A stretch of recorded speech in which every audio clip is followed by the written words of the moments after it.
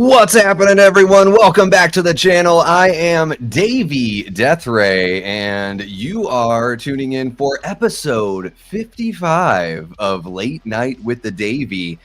And for my fellow Americans, this is a before dark episode of Late Night with the Davey. But if you are across the pond, like our awesome guest tonight, then this is it's maybe not late night, but we're kind of getting there. We're it's 8 p.m. It's not incredibly late, but depending on when you have to wake up for work, maybe it would be considered a little late. Hopefully you guys can hear me okay. As you can tell, a little bit of a different setup. I'm actually house sitting and cat sitting for my sister while her husband and their youngest child are away. They're off to the East Coast. They flew out to, I believe, I think they're heading to New York first, maybe Boston, but they're doing a little baseball stadium tour. So really exciting stuff for them. My nephew Cody is a fantastic baseball player. He just completed his first year at college and is doing really well. So they're, going to go check out Yankee Stadium, Fenway,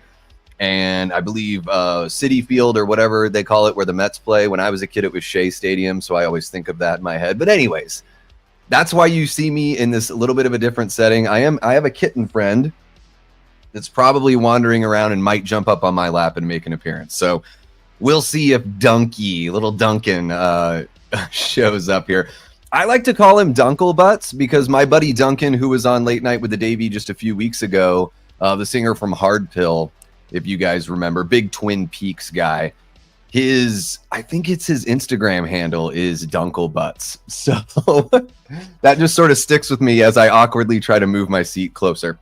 Okay, guys, I'm super pumped. Little before dark Late Night with the Davey here. I've been enjoying our guests' content for quite some time. I believe the first time I, found out about this creator in particular, it was on Kyle Curtis's channel, so it was over on Flet's Movies and Pop Culture 13, and she's a guest over there quite a bit. So I know you guys have heard me talk about her before because she has this amazing voice. So very excited to have her on. I mean, not only because of her amazing voice, it's just like, birds of a feather kind of thing, right? You know what I'm saying?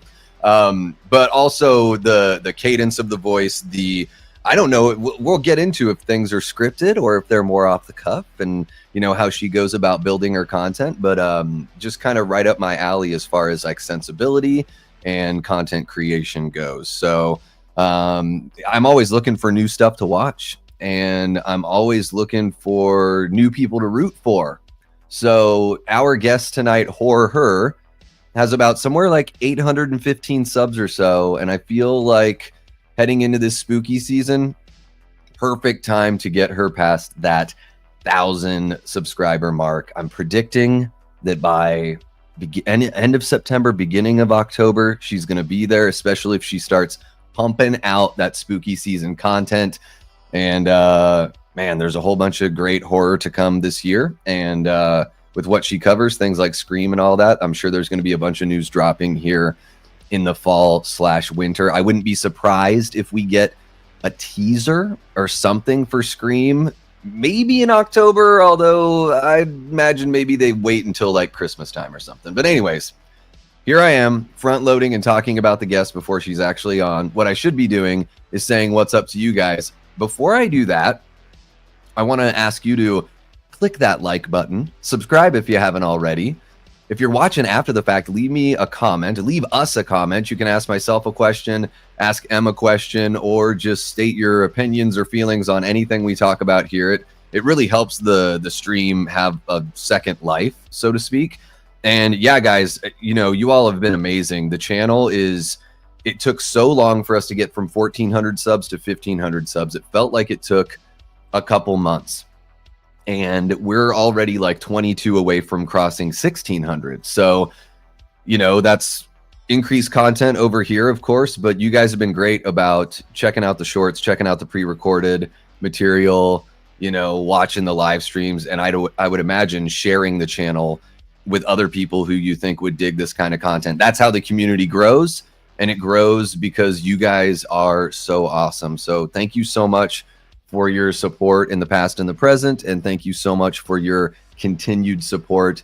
Extra shout out to the Patreon members and the YouTube channel members, as well as our amazing group of Death Squad mods.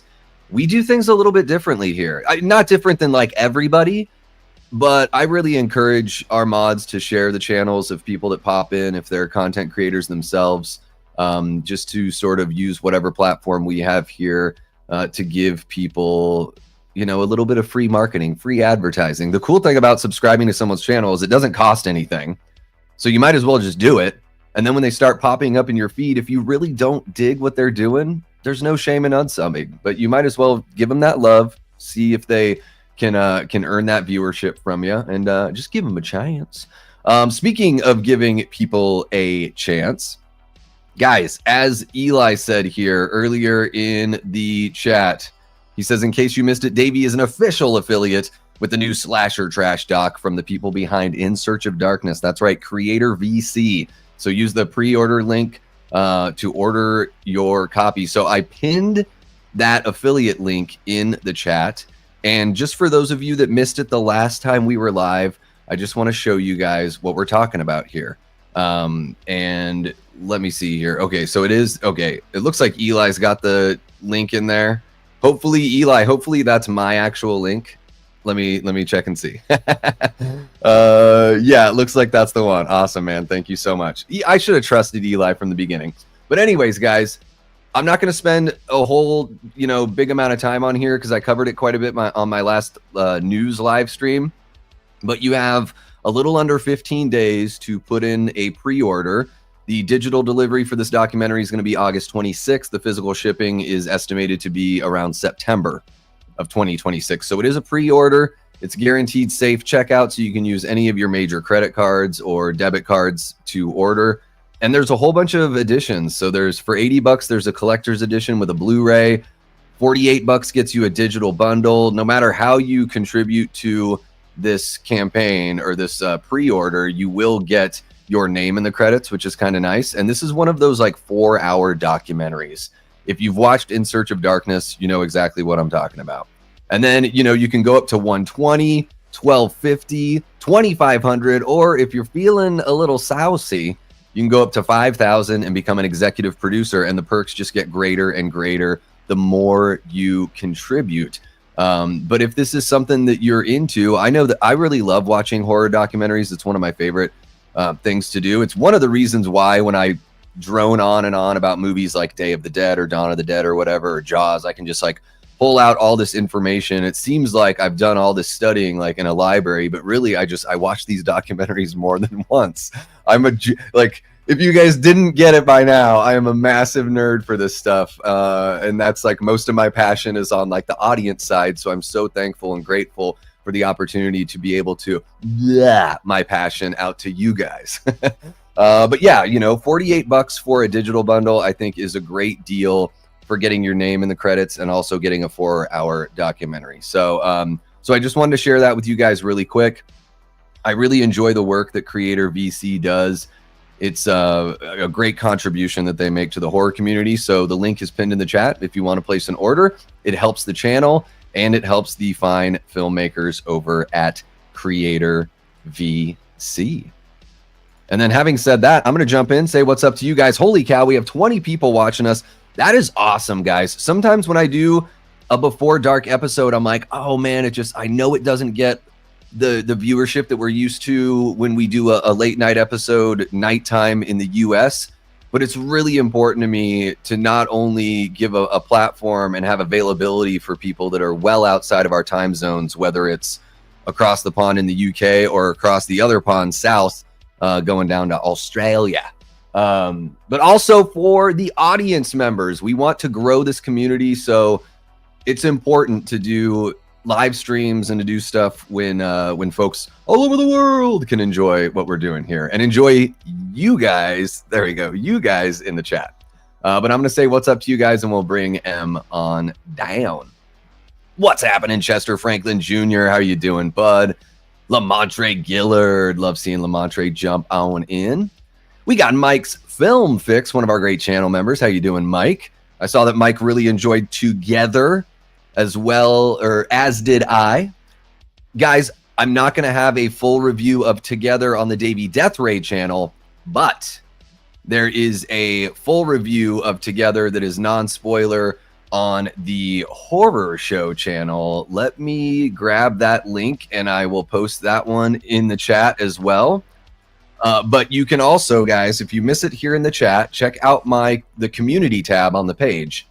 And there we go. I posted it in there and it flew right by because you guys are amazing in the chat. So you can scroll up. If you guys don't know, if you're new, the Horror Show channel is a channel that's been around for about 11 years, ran by Cecil Laird, who wrote and directed Dylan's New Nightmare. Now, they do a whole bunch of stuff over at the Horror Show channel. About 2 years ago, I interviewed Cecil and Vincent DeSanti about Dylan's New Nightmare and the Never Hike Alone series because Vin had jumped on as a producer for Dylan's New Nightmare. And then about a month later, Cecil reached out to me and was like, hey, no one can make a press screening for Thanksgiving. Do you want to go to a press screening of Thanksgiving with me? And I was like, oh my God. Maybe it was Five Nights at Freddy's. It was one of those movies. I can't remember. And so I started kind of doing some reviews and stuff like that with those guys and working with them at conventions. And a few months ago, Cecil asked me to officially join the team. So I am an official member over there at the Horror Show channel. Sometimes my reviews are just going to be over there, guys, and I'm not going to double it up with a review over here because honestly, I think you guys like the live stuff more than you like the pre-recorded stuff. If that viewership gets big, and I'm seeing a whole bunch of views on reviews, hey, there we go. Put that on a shirt. Then perhaps I will double dip or at least do some sort of spoiler talk.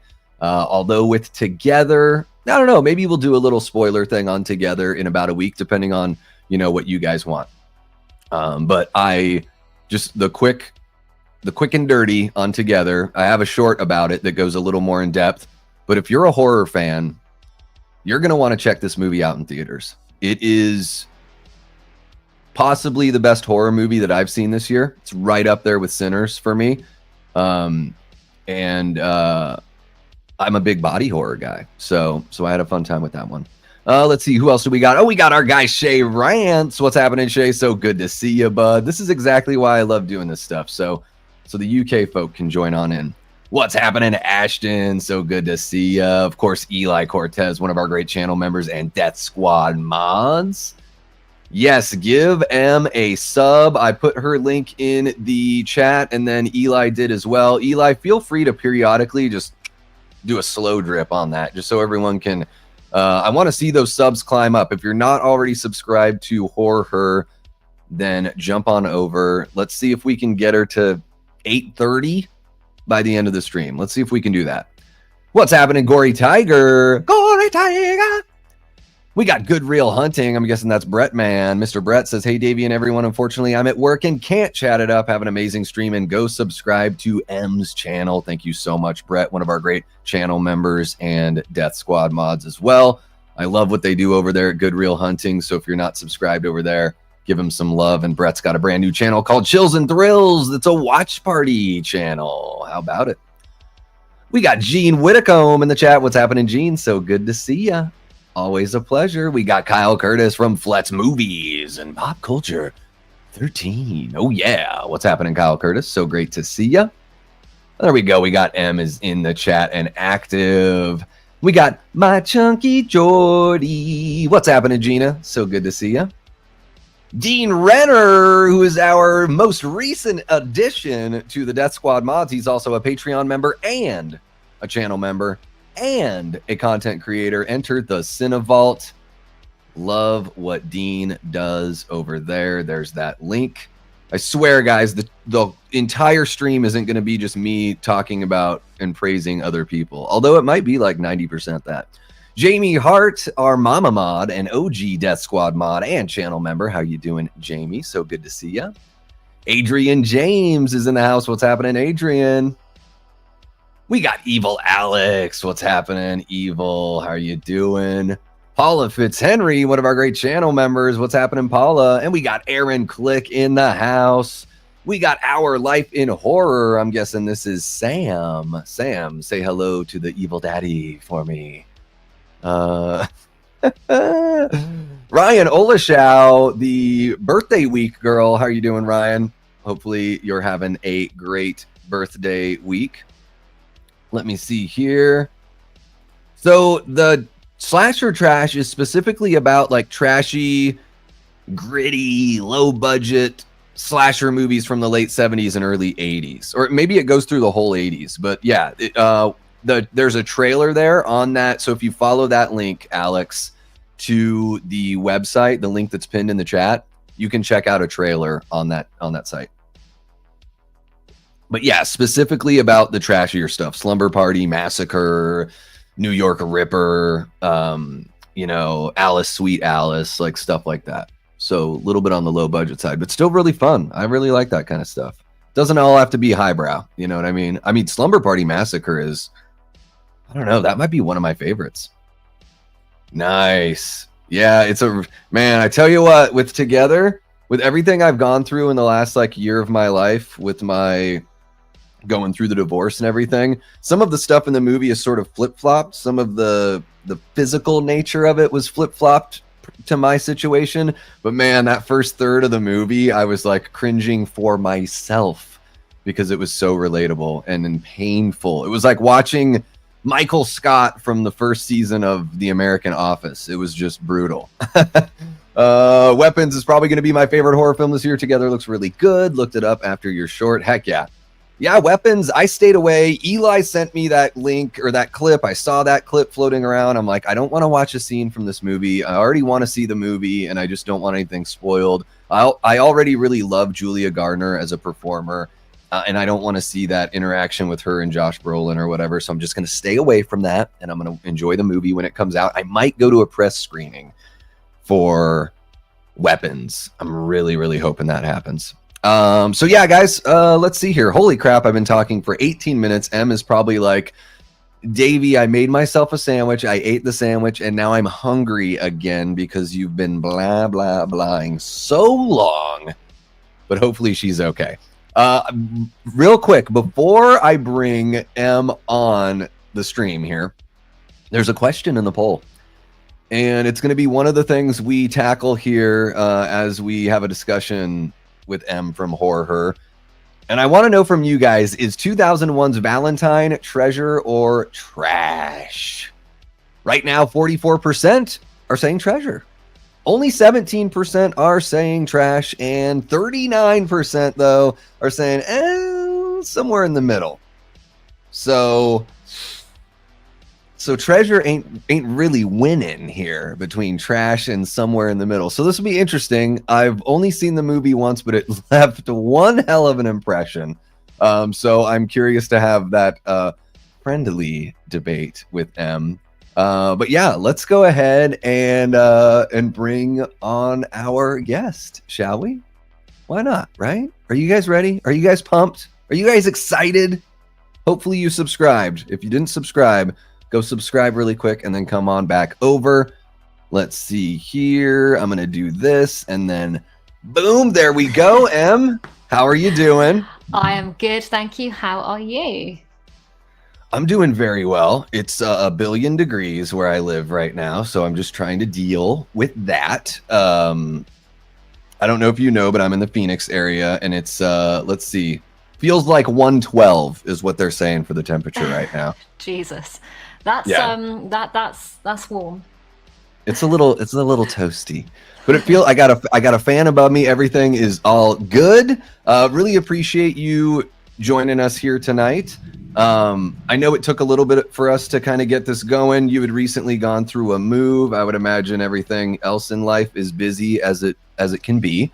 But what I wanted to start out with, and some of the folks in the chat might already be familiar with your channel, but you just crossed the 1 year mark, right? Was it just last? Was it on the weekend? It's the 25th. So I think it was Friday. Okay, there you go. Like so you just crossed a year on YouTube. Congratulations! Thank you. And I'm curious to know how long did you want to do this before you really got started? So yeah, go ahead, answer that one. So that's a really good question.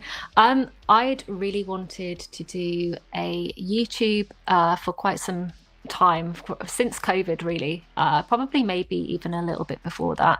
But my focus was not on horror at all. It was focusing on the paranormal, because I am a big believer in the paranormal, and really wanted to start sort of a paranormal investigation channel, but the time that I have free on my hands just can't sort of fulfill that. So I thought, what's the next best thing that I really want to do, that I've got a massive passion about? And it ended up that I really wanted to do a horror channel. So I ended up stumbling across Shay Rance's channel, and started to join in their chat, and got to know him and Sipin just through the chat, and they encouraged me to start it. And so I thought, you know what, it's now or never, and I uploaded my first video, and it's just seemed to have gone quite well from there for me, really. Awesome. Was there anything, like, when you were watching YouTube, you know, other than getting that encouragement from, you know, from Shay and Sipin, were there channels that you would watch where you were like, oh, that's somebody that, like, I could see myself trying to do something akin to that? Were there any channels that sort of like inspired you? Like, 11 years ago, I started watching like Drum Dums and Wolfman's Got Nards. I should have probably started my YouTube channel, honestly, like in 07 or 08, because that's when I started watching YouTube.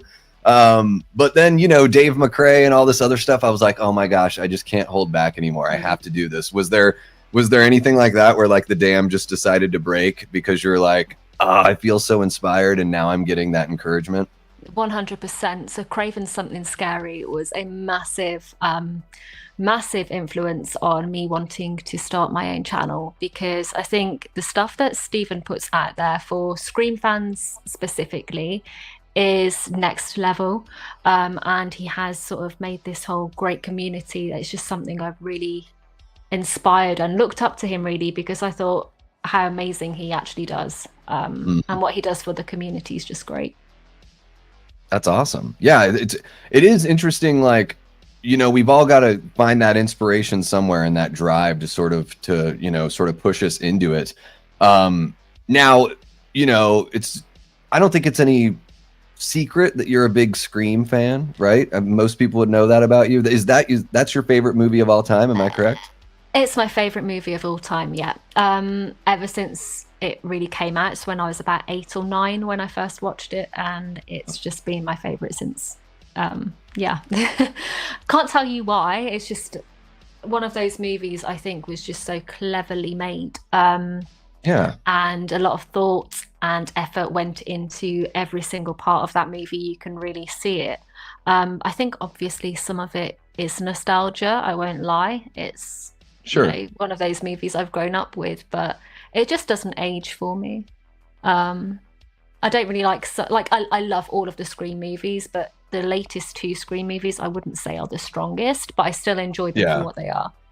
Yeah, I'm right there with you. Like, they're not bad movies. Like, I don't think there's like a bad movie in the franchise. No. But they certainly are, I would say, the worst, if you have to pick a worst. But what the heck do I know? I'm a big I'm a big Scream 4 guy. Like, I think the original is still my favorite, but Scream 4 is like right there after it, because I just felt like Wes sort of again reinvigorated and reinvented that slasher subgenre, and then reinvented Scream essentially with Scream 4, you know. I agree with that, and I think with Scream 4 it's aged really well, because I do think at the time it was way ahead of its time, with sort of the technology aspect. Not a lot of people were really doing what they do now, say 10-15 years ago, when that movie would have been thought about and made. And for me, I think it's aged a lot better than what it should have, in a way, because it wasn't really received to be the best. Although for me, I've always genuinely thought it was one of the better sequels.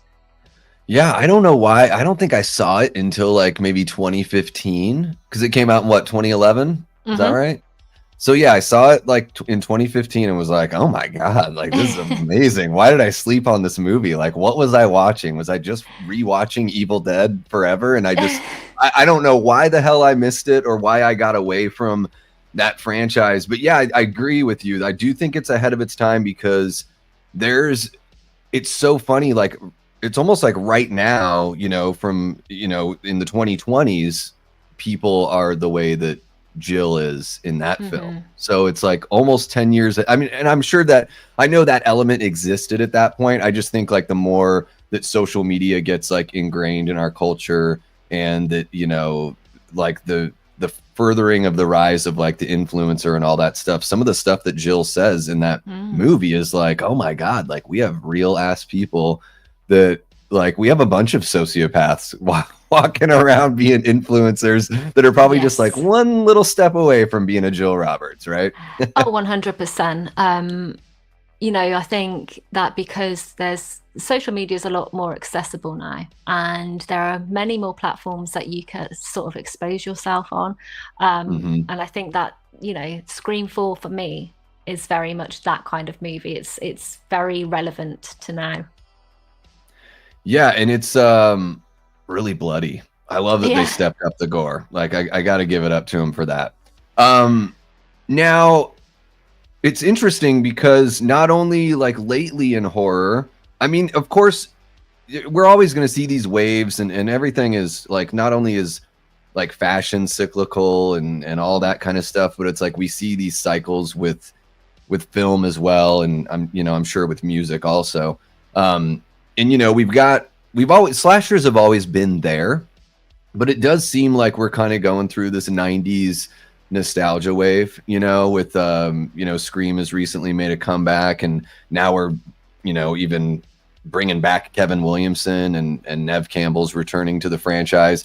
But then, you know, we got I Know What You Did Last Summer 2025 that just came out, which I had a really rough time with, but I do appreciate the fact that some of these 90s films are coming back, and especially like the whodunit revenge slasher subgenre, which I would say Scream is a part of in a way. I mean, I think it fits all of those things really well, but that was like an early 80s thing, had that resurgence in the mid to late 90s, and then now with movies, not only with those legacy sequels coming out from Scream and I Know What You Did Last Summer, but Thanksgiving, which I thought was a great revenge whodunit. Hard Eyes kind of fits that mold, and then it sounds like we're getting another remake of My Bloody Valentine that's coming out here. What are your thoughts on the resurgence of the 90s, you know, legacy sequels coming back, and then the resurgence of this like whodunit revenge slasher kind of thing we got going? I love it. Personally, for me, I think the 90s, although it had some really big horror movies that did unfortunately flop, movies in general, it also had a lot of influence on the horror genre. So I'm personally loving seeing these legacies coming back. Do I necessarily think they are all going to hit? Not at all. I think it's a risky sort of decision to make with bringing back something. And I think with a franchise like I Know What You Did Last Summer, personally, for me, I haven't seen the new movie yet. It will be one that I will probably catch up on when it comes on streaming, I would imagine. I don't think I'm going to push myself to the limits to go and watch it at the cinema. That is purely just because I don't find I Know What You Did Last Summer to be the greatest franchise in general. The first ones are okay. I will watch it, have it on in the background. It's a watchable movie, but the rest of the franchise sort of flopped. So I think making sort of like a legacy recall on that is quite a risky step to take, because it's either going to make it or it's absolutely going to flop. There's not going to be a sort of in between space, the way that I see it. It is pretty that one was rough, I'll just say that. So you're making the right decision by waiting and not going to the cinema. How close is the nearest theater to you? It's like 20 minutes, so it's not too bad. Not bad. Not bad. But yeah, I thought, it's one I will watch, but I'm not in any sort of rush to watch it. But I think it really does depend on the franchise. So with Scream, because it already had a massive fan base, it played it very cleverly as to how they actually brought that legacy back and made it something new, especially with the casting choices that were made in there. I think that was quite a clever idea because it brought a whole new audience to the franchise, and that is the kind of franchise that it really works with. So it does sort of depend on where we sit with that and what kind of franchise you're into. The whole whodunit thing, I am the kind of person who sits and watches a whole season of Murder, She Wrote just in one sitting because I love the whodunit aspect. So to have that combined with horror for me is the most enjoyable because it keeps my brain ticking, and at the same time it gives me that sort of gory horror vibe and atmosphere, which I really enjoy. So that for me is the perfect combination. Yeah, I think the whodunits are really fun. I totally agree. Like you're always looking out for some sort of clue or some sort of hint as to who it is. And certain movies do it so much better than others. I always thought like, and I know I can nerd out about Scream with you. So I always thought it was really odd it's like in Scream 2 when Mickey and Sydney are in the hospital and Mickey's like, he should have never gone back into that house. I'm like, dude, dead giveaway. You're a killer. Like, did you ever catch, is that something that ever sort of like the first time I watched it, I was like, they even play like a soap opera serious music sting and Sydney like gives some look and I'm like, we're just gonna go past that? Like what? This is dead giveaway. Plus he's like this Jack Nicholson looking motherfucker. This guy's definitely a killer. I mean, I don't remember the first time I watched it because I was probably about 9 or 10. Yes, I'm old ass, so I saw it in the theater. No, but looking back, it is so obvious. And even like Debbie Salt, Mrs. Loomis, as obvious as it may not be, there are parts where you're like, she's hanging around too much for a background character. That it makes sense that she's, even her line like that, you know, she thinks it could be somebody from Woodsboro, like when she's talking to Gail. Even that's like, when you look back, that's a massive sort of giveaway. The lipstick mark on Randy's cheek in the van, massive giveaway that that's going to be a woman. So you have to look at the women then and think, who's that going to be then? And it kind of just all fits in. But I think on a first watch, I may not necessarily have gotten that even as an adult. The Scream TV series, however, completely different kettle of fish. I guess the killer's pretty much straight away. But I think that's, you're like, it's the blogger. I literally was like, yeah, she's the killer, pretty much straight away. But did you know that the other guy was involved that would be revealed in the second season? I didn't. Not until the second season. I don't even know if the writers knew that until the second season. Yeah, I think it's fair. It's fair with Debbie Salt because honestly, like seeing Scream 2 in the theater, I think I went opening night for that one because I didn't want anything spoiled. I just figured, oh, they're not going to do 2 killers again. Whoops. Yeah, they totally did 2 killers again. And it's not even like, I mean, there had been like female killers in other movies, like, you know, even before that. So it wasn't even the biggest, like, I don't know. It should have been a little obvious that it was Jackie from Roseanne that was the killer there. And then, of course, they got to try to throw you off by like every male character wears the same exact steel toe black boots. Odd to say. I didn't know, especially strange wardrobe. Yeah, I'm like, what's going on here? It's a little like it's in the first movie. It's like every dude is wearing those. Like even all the policemen, like everyone in the high school. It's friggin' crazy. Now, what about? Is there? I'm curious to know. Is there like a, you know, with remakes and everything? I know you and Kyle Curtis were talking about this on your 1-year anniversary stream. It seems like they always try to remake these movies that are like bankable, that have like have done well already. And I know like I chimed in the chat, so I don't need to voice my thing here. And I think most people probably in the chat know what I would want to see remade. is there anything that's like, you know, like an under the radar slasher, or like a slasher or a horror, just any horror movie that you think would be like prime for a remake because maybe it didn't get like the love or the franchise that it could have had? That's a really, really good question. I'm not the biggest remake fan. There's about 2 remakes that I actually genuinely enjoy, which is Friday the 13th and the Texas Chainsaw Massacre. Other remakes I'm very much, I will stay away from. I don't think, you know, I can't think on the top of my head of one that I would like to see get a remake, but there's definitely franchises I would like to, or should I say movies that I would like to see get a franchise. That they never actually got. For instance, Killer Clowns from Outer Space. I think that deserves so much more than what it has. One movie and a game. It's like, it's such an iconic movie, and they could have done so much more with that. But remakes, I can't think of one at the top of my head, if I'm honest with you. Well, so what do you think about My Bloody Valentine with them bringing that back again? Because I think the remake was pretty middle of the road. Like, I don't think it's bad, but I don't think it did anything to really help the franchise. But now they're going to be bringing it back. Like, what do you think? Do you think this thing is just going to be false start after false start, or do you think they're actually going to get something that's got some teeth? I don't think it's going to do well.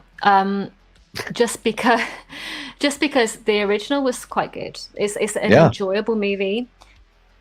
They've already flopped it. It's a bit like Black Christmas with the constant remakes. It's like you don't need to remake what has already been done to that extent. Like one remake, fine, cool. We can get on with that. If it flops, it flops. If it's good, brilliant. You can possibly make more sequels from that.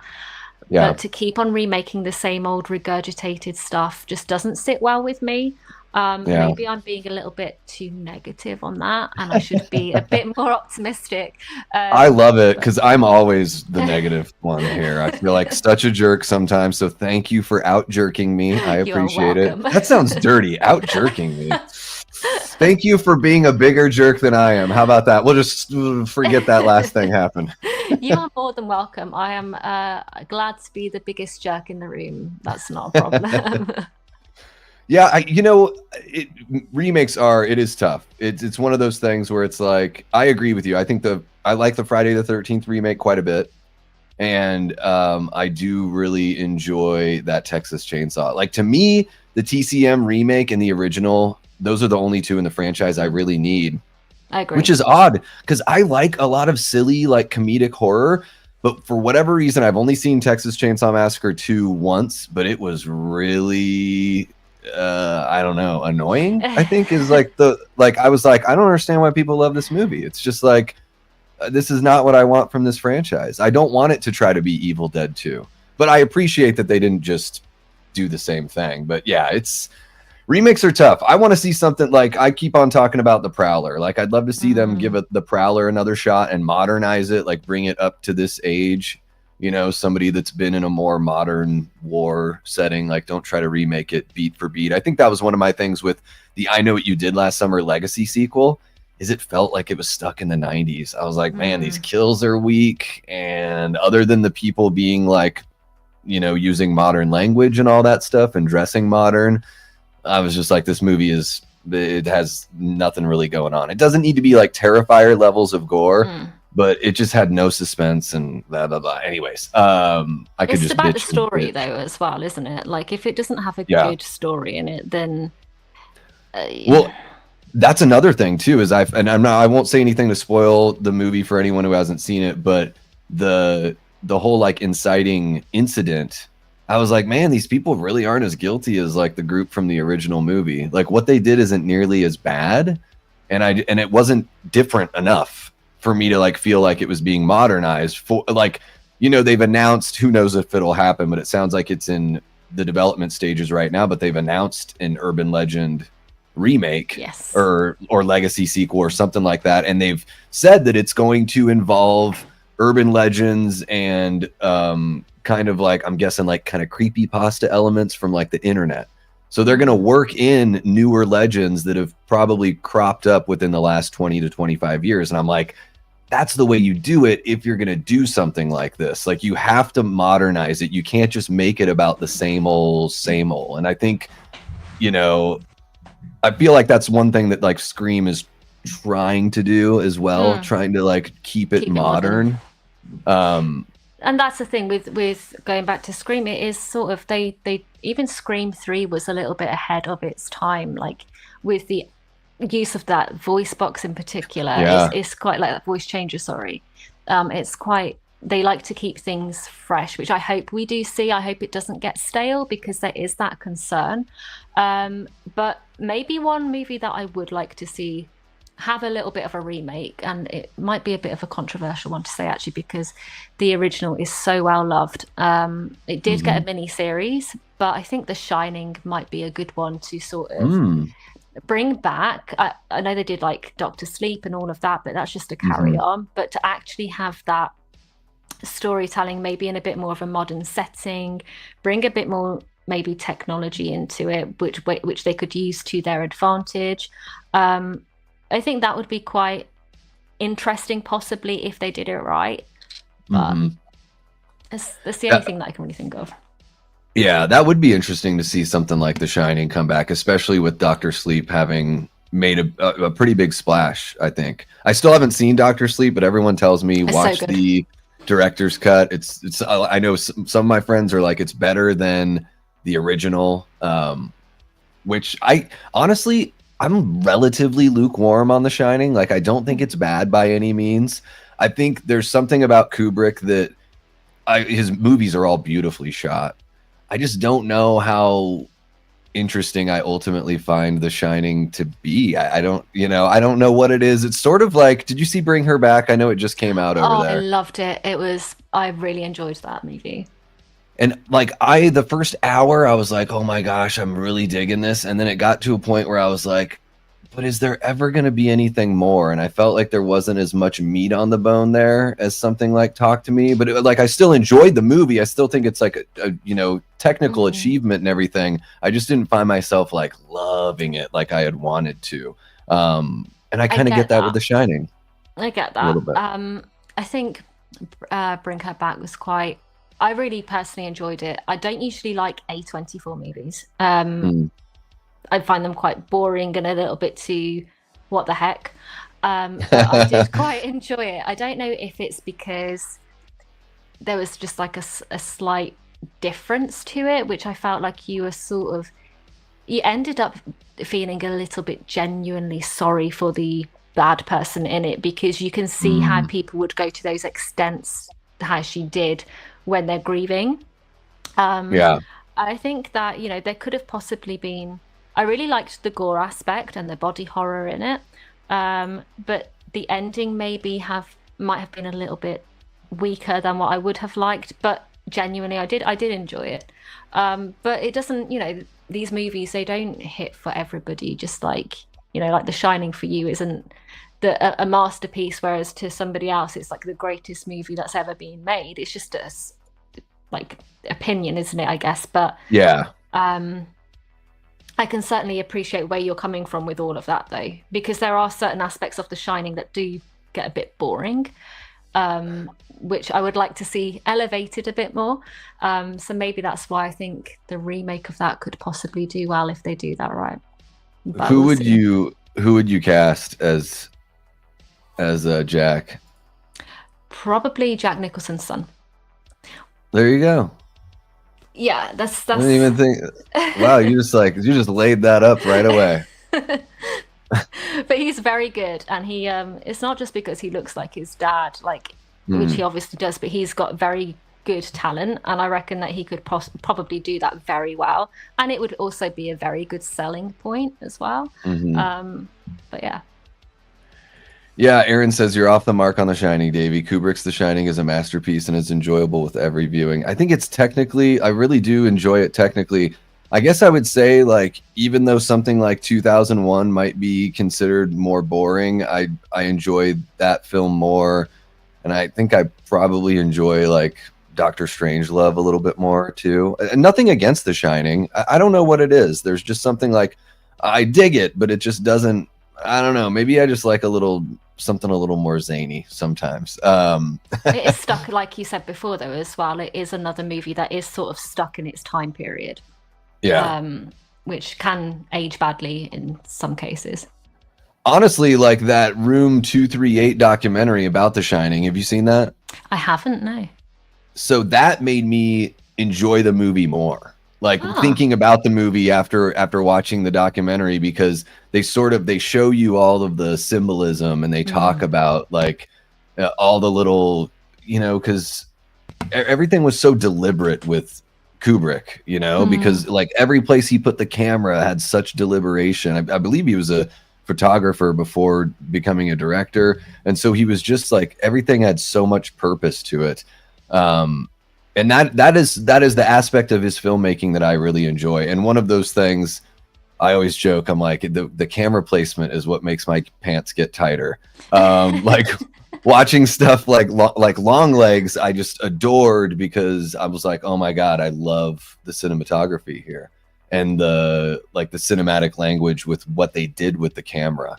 And the more, like, the older I get, it's just one of those things that I notice more and more when I watch movies. Like, you know, another A24 movie that I thought I'd, you know, and I know Long Legs is Neon, but we were sort of talking about A24.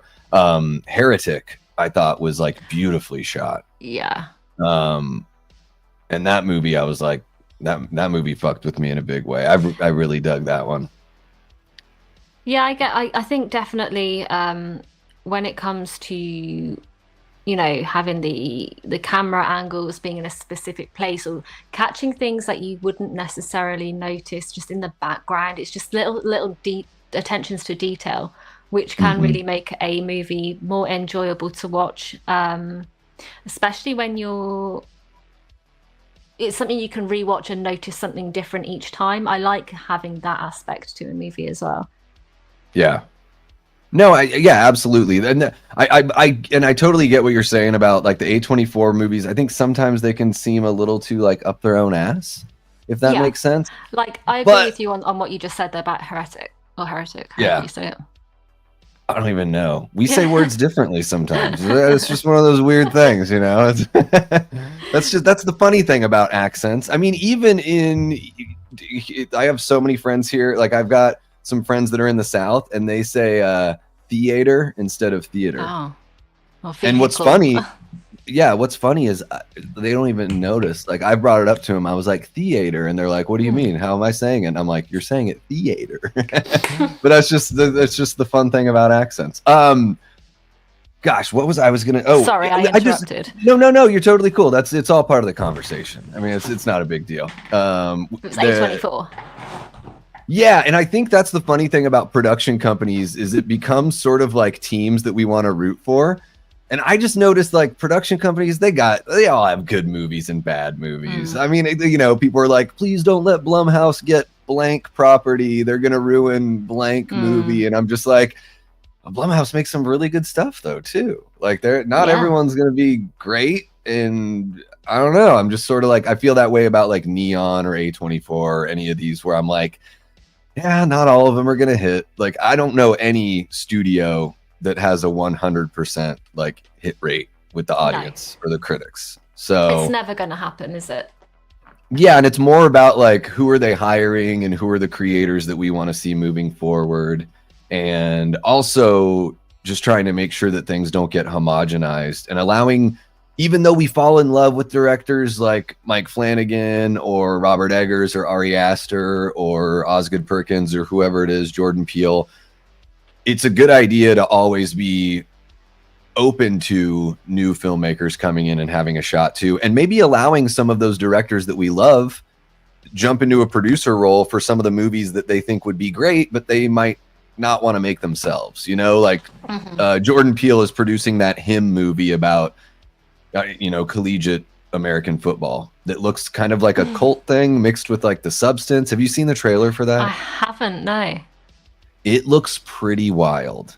And it's one of those things where I'm like, this looks really interesting. And it's cool to see that he's producing it. and not just directing it, because he's given somebody, you know, an opportunity. And I love that. And everyone's always like, I feel like the big name, everyone's like, Mike Flanagan should do A Nightmare on Elm Street. Mike Flanagan should do this. And it's like, guys, he's already has like 4 projects in the works right now. Like, somebody else has got to step in and do something.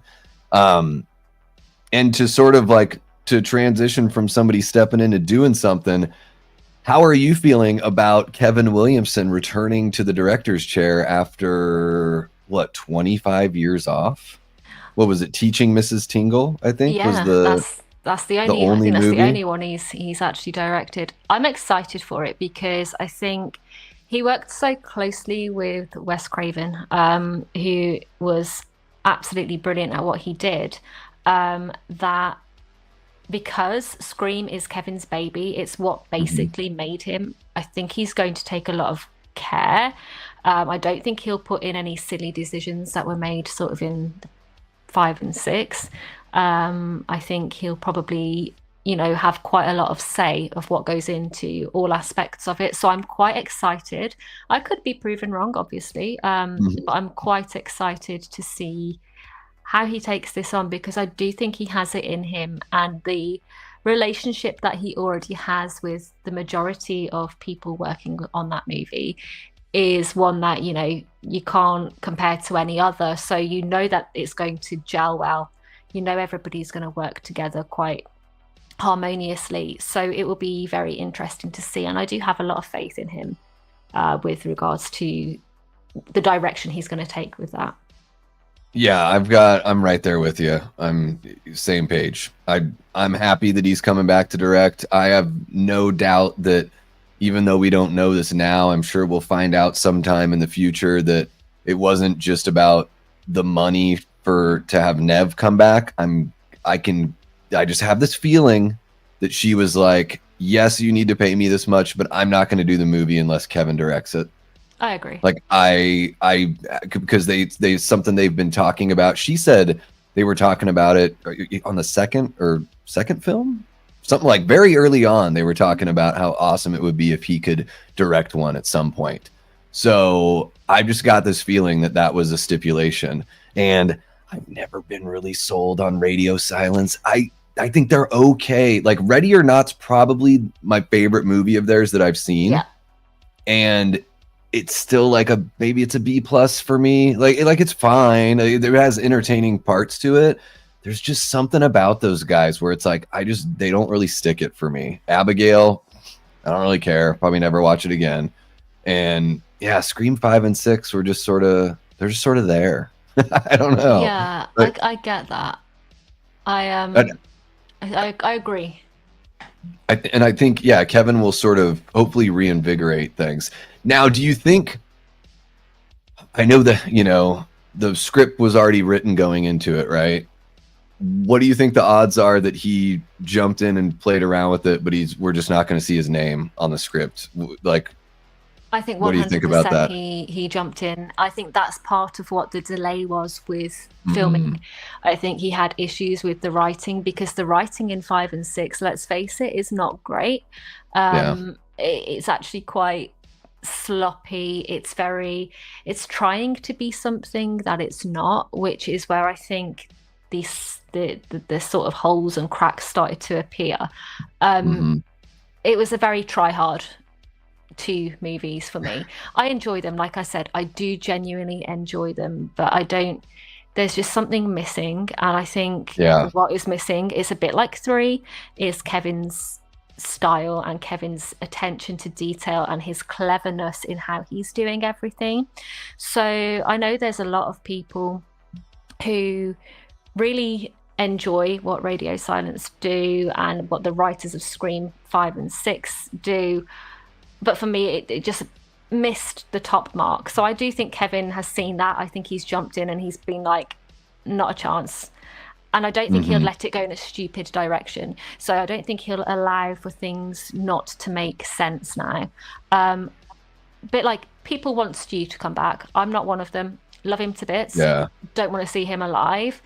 I'm not saying Kevin Williamson won't bring that aspect back, because he may very well be like, yeah, Stu's alive, but he'd make it make sense. Whereas if it was left to other people, it would just be there for fan service, and that's it. Yeah, it would be so. I don't know how they explain it with it not being referenced in any of the other movies, but that to me is the biggest like blockade, right? Because even if he's alive and in jail, you think that there would be some like looming presence or a mention of him, you know?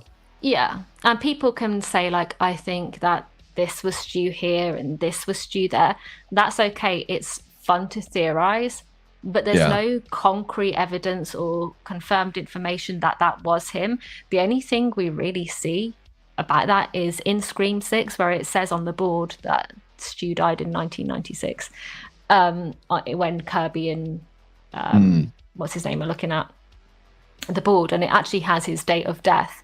So that's the only thing that we can say is sort of concrete in what we've actually been provided with. But it's fun to theorize, but personally it's not something I want to see happen. Yeah, I am not a fan of that announcement, but I'm like, either it's going to be used in some sort of supernatural hallucination kind of way or something like that. I don't, because Scream 3 has that, Sydney has that odd hallucination of her mom, which is something that was like, it seemed really odd at the time, but maybe that's something that they bring back, or I don't know. I mean, I would like to personally see it be, I know people want flashbacks and all of that, but I would love to see it just being video footage of them planning out Maureen's murder and just sort of going back to that time, rather than it be AI, rather than it be sort of flashbacks and dream sequences. I'd love to just see it be a bit of physical media, a bit like Randy was in Scream 3. Gotcha. Yeah, that's my preference anyway. That makes sense. Yeah, and I guess they would have to do some de-aging and everything for that. Which de-aging is one of those things that's like still is sort of spotty. Seems like you have to dump a lot of money into it to make it work. But yeah, I could be down with that. Like seeing something about the plan, especially with Roman being announced too. I guess that would make probably the most sense. And we all know Skeet's going to come back. Like, I think that's a bit of a done deal. Evil Alex says, wasn't Stu supposed to be in Scream 3 originally? I think that was just like the cult, right? Like a group of followers. There's two stories. So there is one that Stu was supposed to sort of be the ringleader of a cult, and he was supposed to be in prison doing that. But then on the other hand, I believe Kevin Williamson has said he does not remember that, although Matthew Lillard says that he was signed on for Scream 3. So it's two very contradicting stories, which I guess we'll never fully get the 100% yes or no on, I guess. Interesting. Well, maybe they'll settle that on the set of Scream 7 here. I hope so.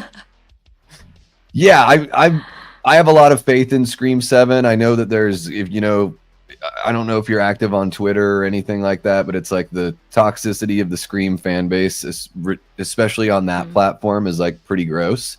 Because there are just a bunch of people that seem like, unhinged, I guess is like the nice way to put it, crazy about Melissa Barrera and everything, and they don't seem to like understand how to like read. But I guess reading comprehension is pretty rough. And language is important. What I find really odd about it is it seems like, the people that are so supportive of Melissa, which I understand wanting to be supportive of an actress you really enjoy, they don't understand that you'd think that they were people that would understand that language is important and that words have meaning and that you need to be careful about how you use them. But seems to me that it's very clear she was not fired, but just not rehired, which I do think are fundamentally two different things. Although people still want to say she was fired. I really don't get like why people keep on using that word, because there was no contract. No. Yeah. She was signed for 2 movies. They just didn't renew that contract with her. It's like any job. You go into a job, you go in for a certain time on, say, like a fixed contract. If you don't get hired after that contract, you're not fired. You're just not re-signed on for anything. You're let go. So, I agree with you on that. I am all for free speech, but sometimes like the things that you say can have consequences and get you in trouble at your job.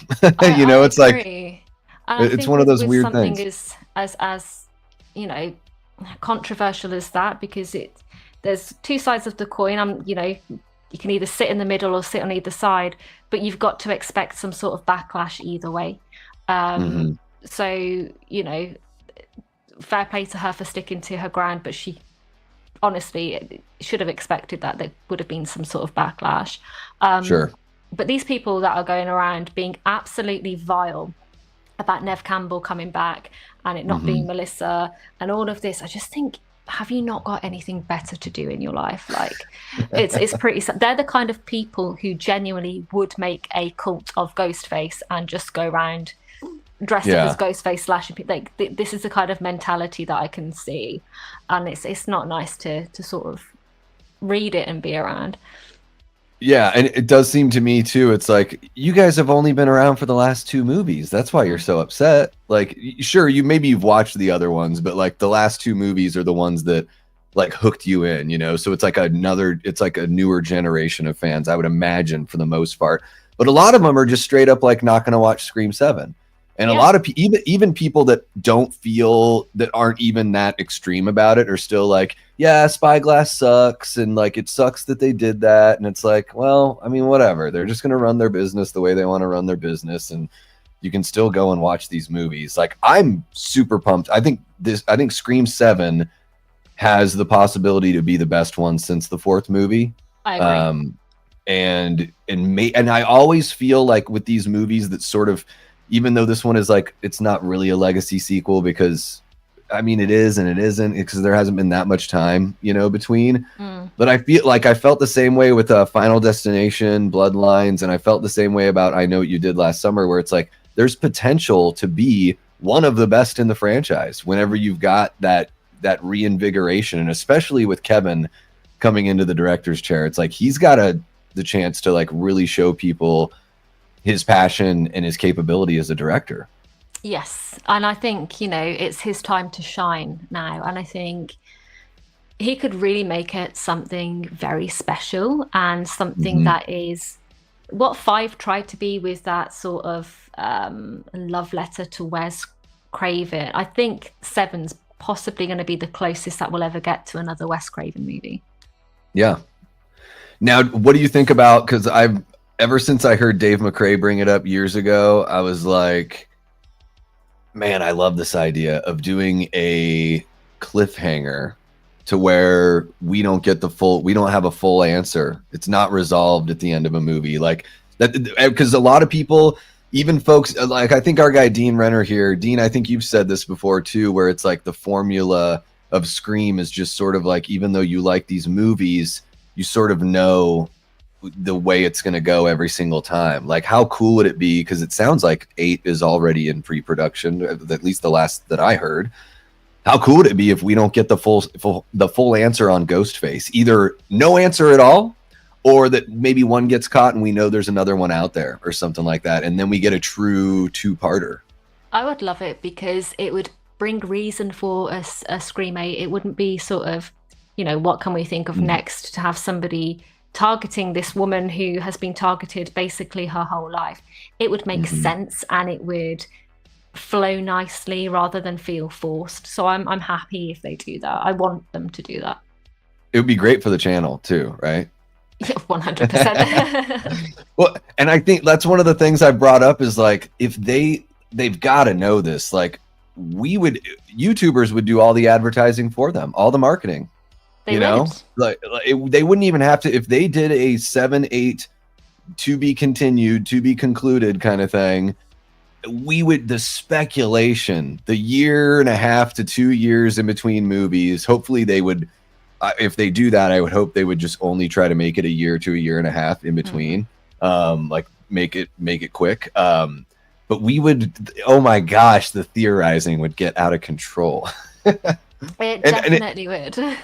And it would be a good way to cap the franchise if they really did want to say, okay, this is it, or okay, this is at least it for Sydney. We really are going to move on from that character, and we're going to go somewhere else after this, because even though we want to, like, I know we want to see these movies go forever. Like, you know, I want to break from Michael Myers, but Halloween is my favorite slasher franchise, and I do want to see him back in the future as long as it makes sense. And I'm totally cool with it being like a fresh start. So it sort of seems like Scream is kind of culminating to something that is going to feel like the end of the true end of a chapter, and a good like turn of the page to something new. I don't know, maybe I'm off. Like, do you have any sort of feelings about that? I mean, let's face it, a lot of the legacy cast now, so Nev and Courtney, they're getting, Nev's in her 50s, Courtney's 60. They haven't got all that time now really left in them that they can have as much exposure to this kind of franchise that they have had before. That's not me being ageist, it's just me being a bit realistic. Like, as a 60-year-old, am I going to be wanting to be chased? And like, do you know what I mean? Yeah, they're old. They're old. They're too old. But it has to come to an end eventually, and I think a final 2 movies with Sydney would be absolutely spot on. I think that's where they should end it. I think, Gail has seen better days, and we really need to see an end of the story for her character, whether that's by killing her off or just by leaving her out of it. That needs to be sort of settled, and we need Sydney to have her sort of happy ending. I don't think she will die. I think it would be extremely silly for them to do that if they wanted to. But I know Nev has said she wouldn't sign up for that anyway.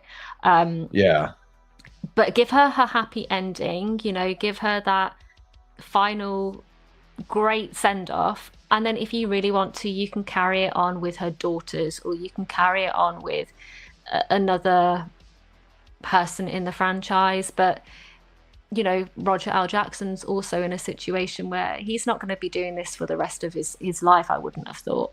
It would be cool to see him, but his voice is going to age. And they'll just get his permission to use AI for his voice. They'll just sign a contract to it, so that way his family can reap the benefits if he happens to pass at whatever point that happens. No, I think you're right. I think capping it here, give Sydney a happy ending. I mean, shit, you could even. Whatever, you could bring Sam and Tara back. Yeah, you could down the line. There's nothing to stop that, which, people kicking off about it. It's not to say they'll never come back, and they could get on good terms again. And we could see their story continue, which would actually be quite nice if it was done correctly. Like, if it was done in a really good way. Kirby, I would love to see more of Kirby, because she didn't get the redemption that she should have had in 6, and I love Kirby, but it was a bit. I like it, don't get me wrong, I like that she's into crime and everything now because it fits her characteristics, but at the same time it felt I think it's the writing just felt forced. So I'd like to see how they could take her possibly a little bit further and just do sort of maybe spin-off movies of different characters being targeted by maybe even the same ghost face. It would be interesting. Is Kirby going to be in part 7? I don't even know if she's... I don't think so. Yeah. I also think, and I know this makes me sound like an even bigger jerk, but like, Hayden Panettiere got some work done, and it doesn't look to be of the highest quality. And unfortunately, when you get work done as a performer, sometimes it can limit how well you can act. And I honestly think, and I'm not trying to be a jerk, she can do whatever she wants with her body. It's not my body. But as an audience member watching somebody perform, I felt like the performance was very stilted because it didn't look like she could emote or speak in a way that reminded me of Kirby from part 4. To me, I was like, this is kind of jarring because it doesn't seem like the same character to me. It's the same actress and the character has the same name. I was just like, man, I'm just not feeling it. I don't know. Maybe I'm the only one that like picked up on that. It just didn't seem right. I don't know. I've seen more people say that than not. But for me personally, the way I look at it is, she went through a massive thing surviving Scream for, and she's still putting her love of horror into her daily life, but she's just doing it in a different way where she's combating crime, probably because of what she experienced and what she went through. She's also not that 17-year-old girl anymore that's sort of immature. She's 30, in her 30s, so there was going to naturally be that difference in character, but I do think the writing let her down a little bit. Yeah, the third act of that movie was a friggin' joke. There was something that Gina popped in here, said that if they use its kids, she'll be in others. A background person, think JLC. What that made me think of though is, if they ever decide to bring Sam and Tara back, like we never thought we were going to see Laurie back in like when I was growing up as a kid, like when H2O was announced, it was like the hugest deal because not only Jamie Lee had said she was like done with horror movies. I don't know if it was after Prom Night or whenever, like it was like early 80s where she was like, I'm done with horror. Prom Night or The Fog, one of those. And so just to see her come back, you were like, wow, never say never. And then she came back again. So it's like, you never know with Melissa Barrera and all that, especially with how big of a star Jenna Ortega's become. And one last thought that I have on Barrera, I thought she was great in Abigail. Like the writing, I felt kind of let her down, but I thought she was one of the more entertaining parts. And I've heard her talk about wanting to be a producer. And I think that's the way, that's like the future for young actors. Like, if you want to see these movies if you're passionate about the films that you're making, invest in them, make money on the back, that way more of the budget can go towards the actual filmmaking. And that way you've got say in the decision making and, you're financially tied to the project. So maybe you can say some things that you wouldn't be able to say if you were just an actor with an expiring contract. So I think that's the way to go. I know Sydney Sweeney did that with Immaculate. They were like running out of money and she was like, well, I'll hop on as a producer and I'll put some of my own money into this because I believe in this project. And I'd love to see more of that. I don't know if you have any thoughts on that, Em, but what do you think about actors getting more involved as financiers? I think it's a great way to go. I mean this with the utmost respect, but there is, for the majority of actors, a sort of time limit that they have as being that sort of number one. Like Jenna Ortega's huge now. In 10 years, is she going to be as big? No. We see it all the time. So or she'll have to shift. Yeah, exactly. She's not going to be, that pretty young girl forever. So there's only going to be so many roles that she can fill, producing, directing, anything like that, where you can get behind the camera or behind the scenes and start, to put the effort in elsewhere to make it a great movie is definitely, I think, probably a better career route to go than in the long term than acting, because it does limit you. And I say that with respect, and I do admire all these people who are in the industry, who are on camera and doing what they do, but there is a time limit. So yes, I think to go behind the scenes, especially with producing, is a very valuable way that they can contribute. Yeah, and it gives them a chance to like kind of show people what they're passionate about. Like I love knowing that these actors and actresses are actually into what they're making. I'm like, oh, Sydney Sweeney must be a fan of movies like Immaculate. Or you see that Jill Roberts, like with her family pedigree, she could have just done like what was Sisterhood of the Traveling Pants or whatever was like her like one of her early roles. She could have just done the most like vanilla, oh, my last name is Roberts, this is my dad, this is my aunt, and I can just make easy movies. But it seems like she really enjoys horror because she's been a part of that. So it's like, I love kind of knowing about that passion. I think Elijah Wood's somebody that's come out lately. I don't know if he helped produce the Toxic Avenger film, but I know he's helped produce other horror films. And it's like, it's just kind of nice. You're like, oh, one of us, you know, you're a weirdo just like me. Not just in it for the fame and the money. They're happy to be behind the scenes and not being the front person who's recognized straight away for a project. For sure. Yeah. I like it. Okay. I feel like we've been talking for almost an hour. I try not to take everyone's friggin' day from them. I do want to get into Valentine here with you, because I think this is a fun one to talk about, even though we're months away from February. But really quick, my buddy Bill from the Ever Scathed, he says, hopefully Sweet Revenge is a nice tee up for the return of Jason, though I'm still not excited by the look of that new mask. Are you a fan of the Friday? I know you said you like the remake of Friday the 13th. Are you a fan of the franchise in general? And if so, have you been following this whole Jason universe thing? And do you have any thoughts? I've definitely been following the Jason universe news and what's going on. The franchise itself is a 50-50 one for me. There are some movies I absolutely love and some movies I can't stand watching. The original actually being one of them. I can't stand it. What's your favorite in the franchise? Part 6.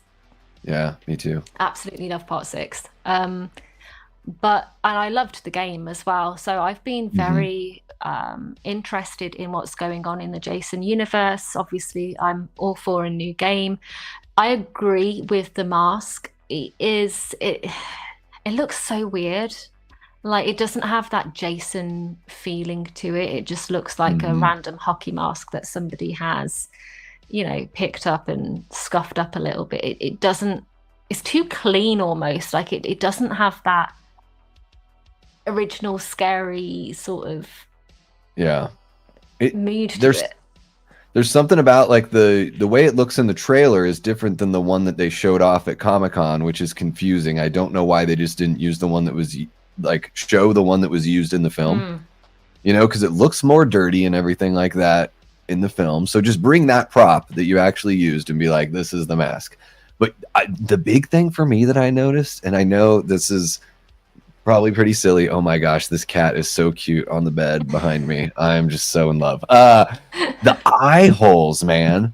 Jason's eye holes are supposed to be circular, and there's something about those circular eye holes on something that's the shape of like an oval, and now we've got these rectangular, they almost look like sunglass lens frames. And I don't know, so I don't know if you missed or if you were able to check out my little news thing on it. I compared it to, because Greg Nicotero did design this mask. It looks like the K&B mask from H2O has the same rectangular eye holes. Yes. So there's something where it's like, I love Nicotero. I think he's great. I haven't gotten any backlash, but I always have to like say that. Like, he's worked on some of my favorite movies, and I'm so happy for the guy. I think he's an amazing visual effects artist. I just don't think masks are his thing. I don't think he quite understands the way that these masks should look, because there is something so odd about this Jason mask. But yeah, I don't know. It's going to be really, really weird what I'm about to say. It kind of reminds me a little bit. I don't know if you remember that. I don't know if you watched it in the 90s. There was a cartoon called Doug, and yeah, I love Doug. Yeah, the mask kind of reminds me of his friend Skeeter. I don't know why. Oh my God, it is similar. The eyes. It's the eyes. Isn't that so weird that it's like a little thing like that can just like totally change the way you feel about, you know, because when something is like supposed to be blank, I feel the same way about like certain Michael Myers masks that they use in these movies, where I'm like, fuck, dude, like a big like when I do my ranking of the Halloween franchise, like honestly, the portrayal and look of Michael is one of the most important things to me.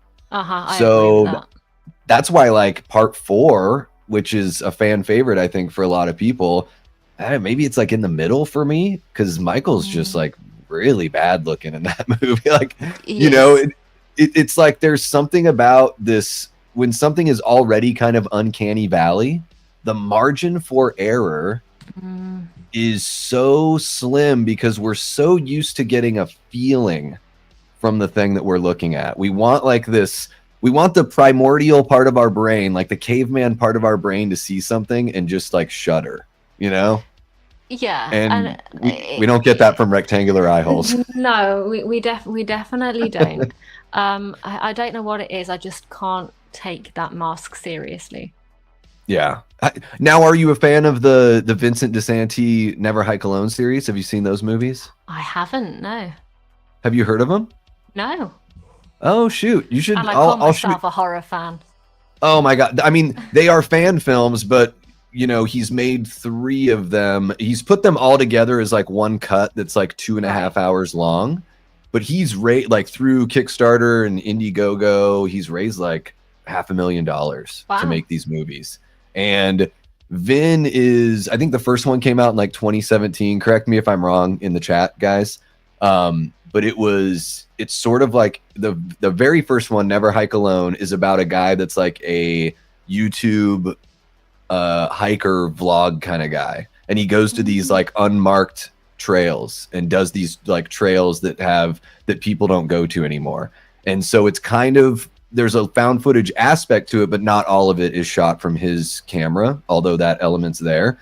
And he just happens to stumble upon Camp Crystal Lake, and there's Jason. And then it kind of goes from there. He was even able to get Tom Matthews came back for a little appearance at the end of Never Hike Alone, and then he's in Never Hike Alone 2.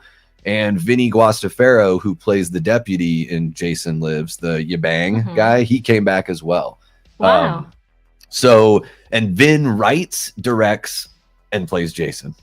I'll send you the links because they're certainly worth your time. To me, I think that what Womp Stomp Films has done, like what Vin has done, has like upped the fan film game. And we've started to see some really great fan films. And I think that he was sort of the one that kind of proved to us, the audience, that hey man, sometimes fans know how to do it better, you know? And like, and the look of his Jason is one of those things where I'm like, man, it's like if they could just get this guy in the room with them, just to like, you let him say his piece. He's also a really, really nice guy. I've been fortunate enough to get to know him over the last 2 years, and the very first time I met him was to interview him, and I was nearly shitting myself because I was so nervous. He's also very tall and handsome and well built, so it was a very intimidating situation all around. So yes, you should check out Never Hike Alone. I'll send you the shit.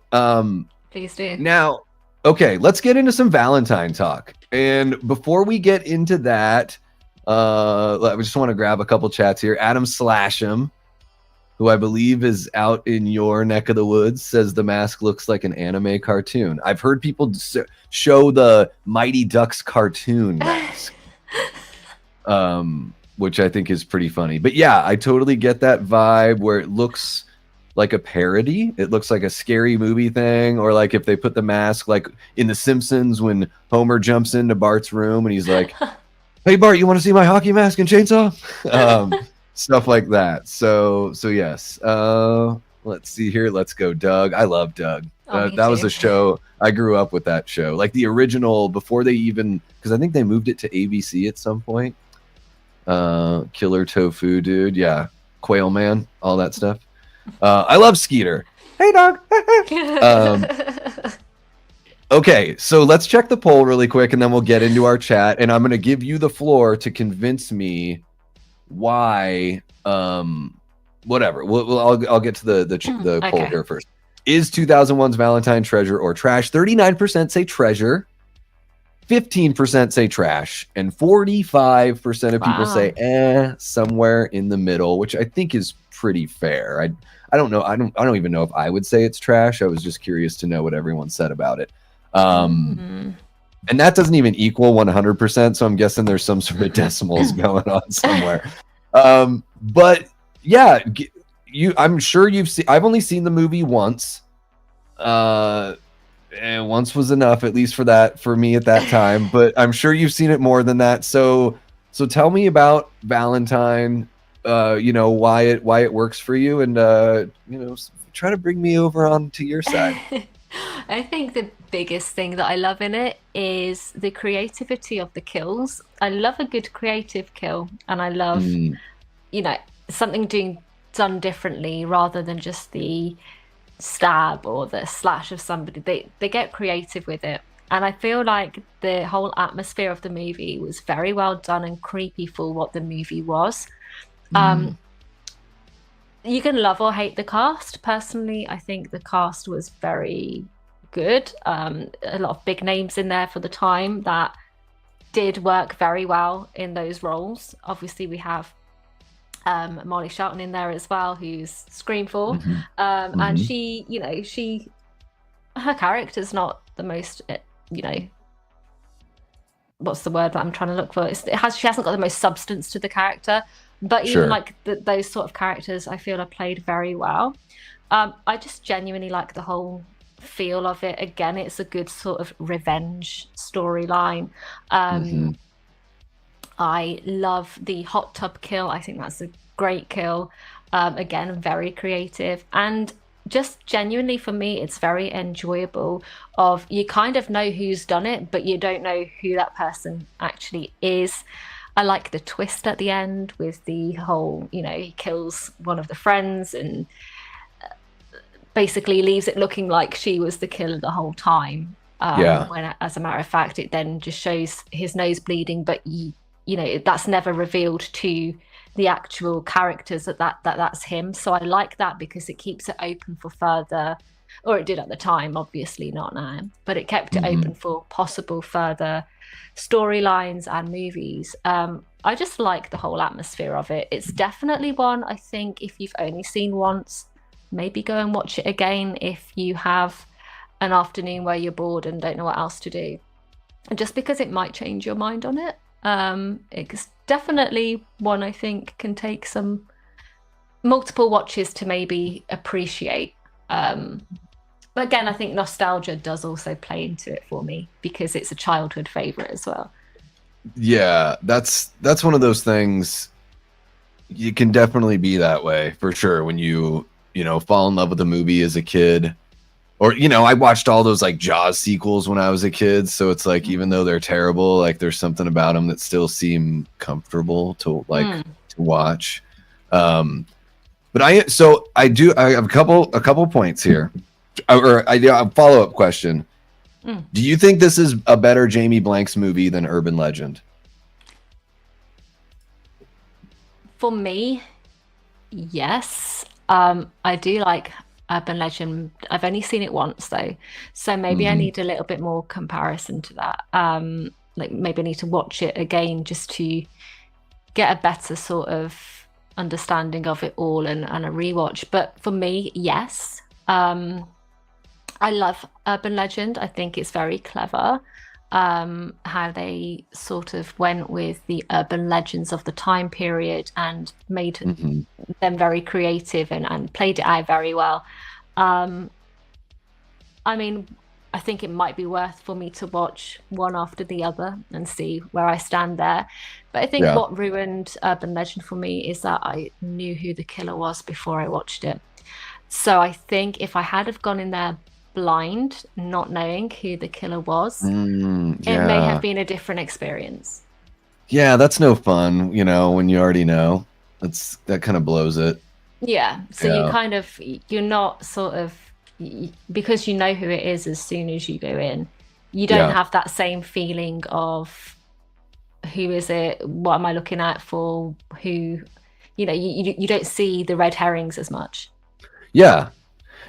And you don't think that it's going to be like, even though we had, because had Scream 2 come out by that point? I think so. Maybe they're the same year. I can't remember. But it had been a while since we had seen like a female killer. You just assume it's going to be a guy. Hmm. Like, that's just kind of what you're going to assume. Yeah, I mean, Urban Legend is fun. It's nothing great. I just think, I think I like the characters more in Urban Legend. Like, I love Michael Rosenbaum. That guy just entertains the hell out of me. Young Jared Leto. It's kind of funny to see him there.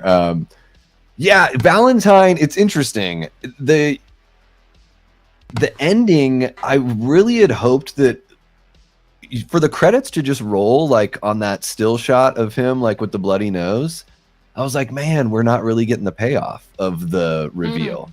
Like there's something about the reveal that's satisfying when you get to watch the final girl or the final people sort of like see it all, you know, come down the pike. And granted, they're doing something different. You know, they're not trying to do just the Scream thing or whatever. But I feel like there's just something left hanging there with the ending. The Cupid Killer is a really cool look. That I think that's one of the things with Valentine is I was like, man, there's certain like shots here that I really love. I just don't know if the whole thing is cohesive or consistent for me. I think like I remember I do like the hot tub kill. Is there one that's like in a coroner or a morgue or something like that? I mean, I know there's the Katherine Heigl one, right? That's the one. And so during that scene, I was like, man, the way that they're putting the camera and the way they're shooting the Cupid Killer and the way the Cupid Killer looks, like I was really digging that. I don't know what it is with Valentine. I think some of those shots, some of it looks like it's like when they had the lighting right. The darker the movie is, I'm liking the look. When it's brighter, it started to look like a TV show to me. And then all of these like horny girls that even though there's a killer out there that's like clearly targeting them and harassing them, they're still like, yeah, I'm gonna go on this like blind date or whatever. I'm just gonna do all this stuff, and like I'm still like they're just so like you can tell they're all squishy, slipping out of their seats, even though there's a killer on the loose. And I'm like, man, what is up with? And Kate Capshaw, or what is that her name? Catherine? Kate Jessica. Capshaw? Jessica. Her, I know I said this the other day on your stream, but I just have to say this for the folks that missed it. The who farted face that she makes almost through the entire film.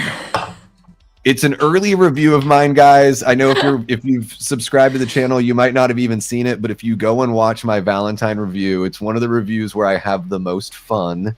And I show a series of pictures of her where she's just got this like face on, and it was really distracting. It was very distracting. And David Boreanaz, I call David boring all of us because to me, he's like Jensen Ackles. I'm like, I get it. You guys are handsome and the chicks dig you, but y'all can't act.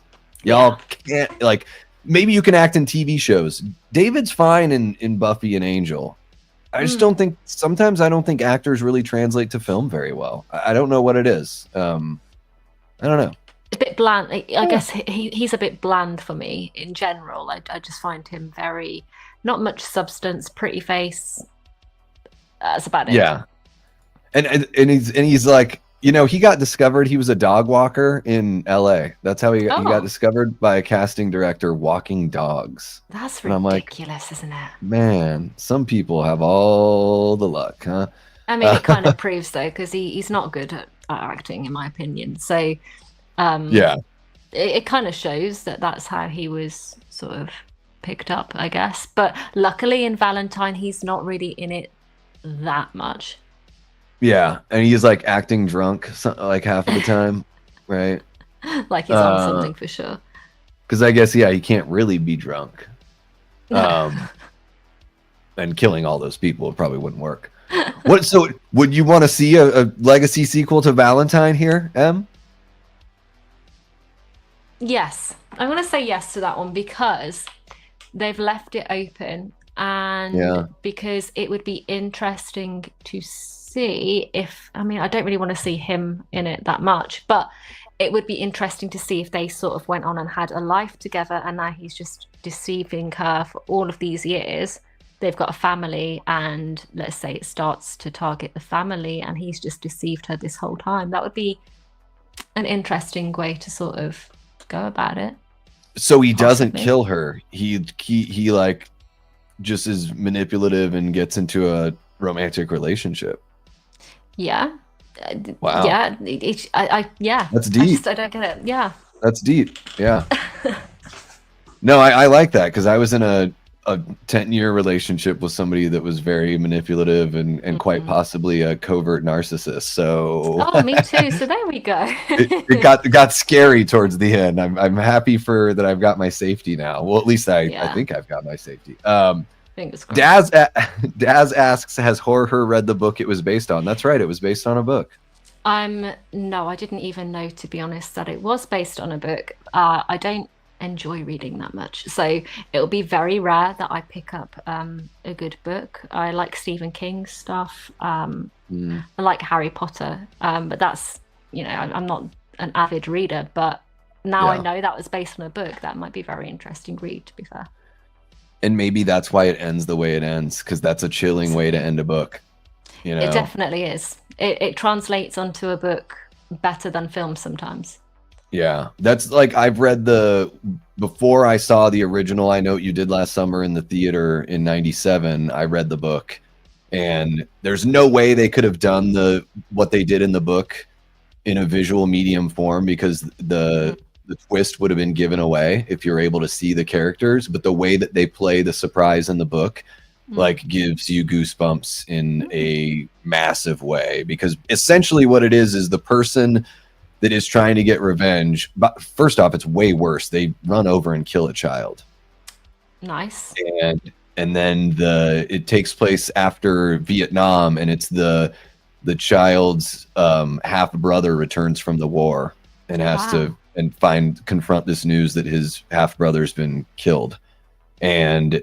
But the way it works in the book is, well, whatever. If you read it, I don't want to say anymore. I haven't given away too much, just that main event or whatever.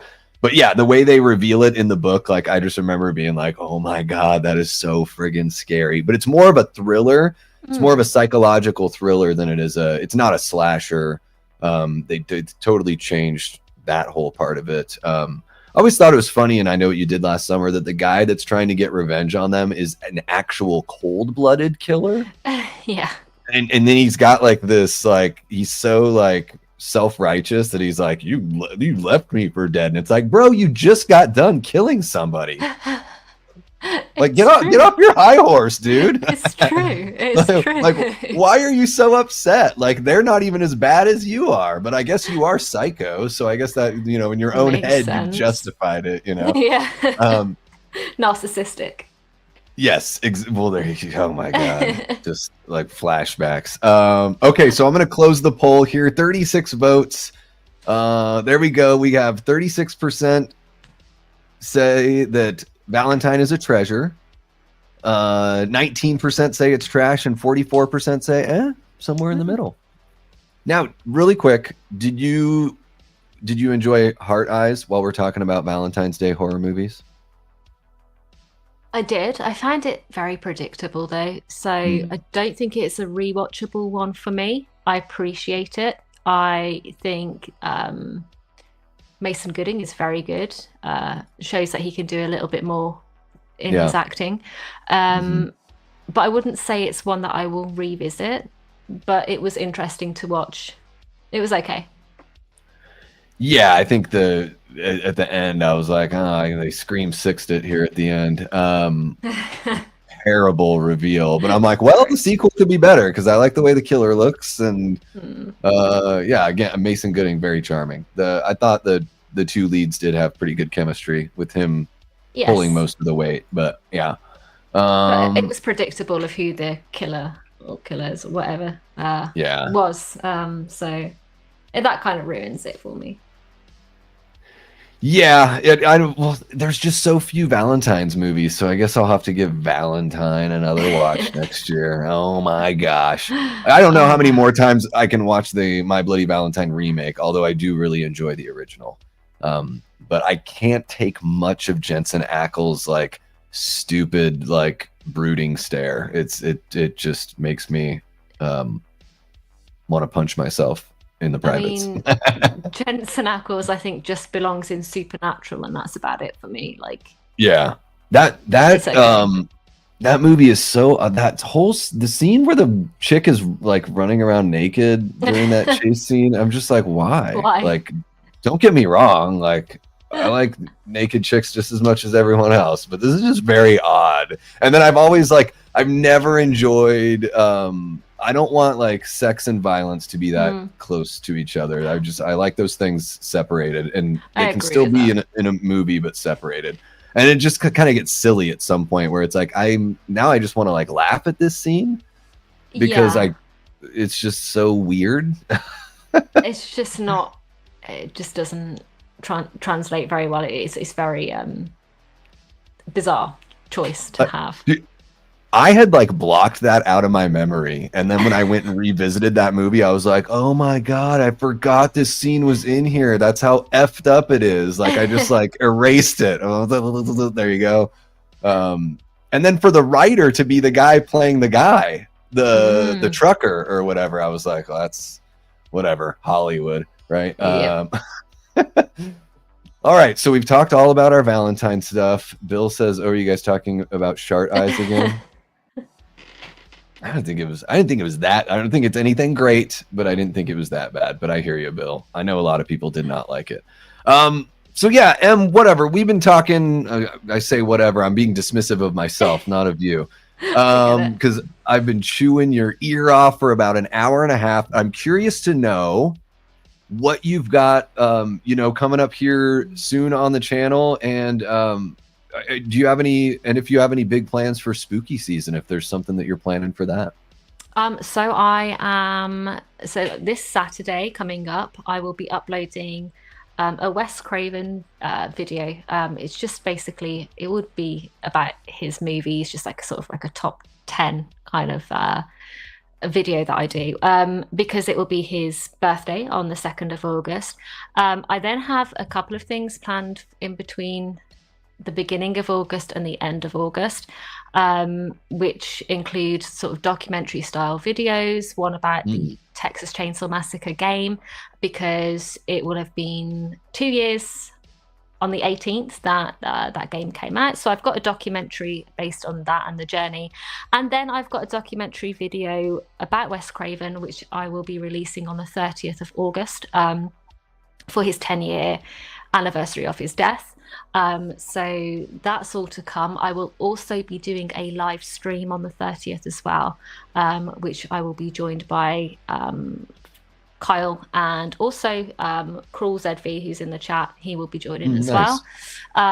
So that should be quite fun. And I've got little bits in between that I do have planned for spooky season. I definitely am going to be focusing more on the documentary style video, as they are the ones I really do enjoy doing the most. I feel like I do them the best out of anything that I do, but I think that's just because I have that sort of passion there. So there will definitely be a Halloween movie documentary coming up in the spooky season, and obviously just a few like top 10 videos and things like that. So that's what I have planned. Hell yeah. Now, I totally meant to ask you this at the beginning of our conversation, but I would imagine you script everything out, or you shoot from the hip and just kind of do multiple takes, or what? How do you do your process? I script everything. There's a couple of things, so you probably notice in especially my Scream videos that I'll just ramble on a little bit. But I like to script out my bigger videos just because I think it helps me to get everything out. That I have had comments that I sound too AI, but that's just my voice. I can't help that, unfortunately. Yeah. I take that as a compliment. So.